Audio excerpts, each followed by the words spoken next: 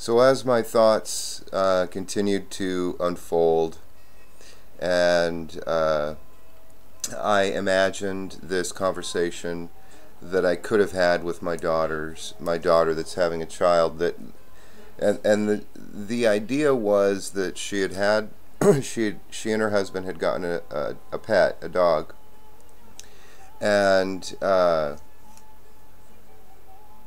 thought how I should have mentioned to her to pay attention to, how many needs the dog has, and how many of those needs get put aside for because we spread ourselves thin. Everybody has these concerns projected upon us in our life. Our friends, our employer, our family, whatever relationships we have, our dreams, even our dreams. We can have a dream, a desire that contaminates all of our daily goings on, and they put pressure on what we need to do, so we can get spread thin. And dream. I'm not saying dreams are bad. I'm just saying that there's a time for dreaming. There's a time to be guided by those spirits that enliven our lives, but there's a time to set those aside as well. And the reason I thought of this was because she's pregnant now and she's going to be having a child, and perhaps if I had mentioned to her, to pay attention to the needs of the dog and how those needs are set aside for all the other requirements in her life. Just to pay attention, not to feel guilty about it, not to think you've got to be perfect or anything. Just to recognize the dog is just fine. The dog will be fine. I'm not worried about her not caring for her animals at all. She's a really loving, very attentive person. And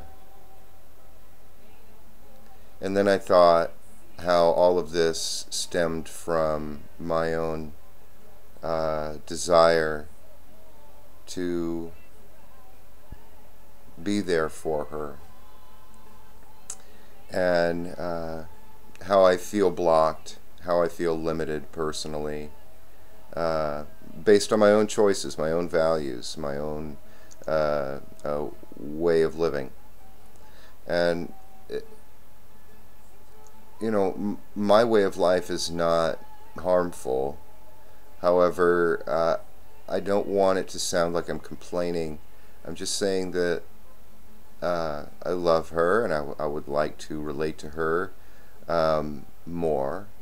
However, she's got her life and I have my life, and that's okay with me. I live my life according to what I think is right, and what keeps me, what's manageable.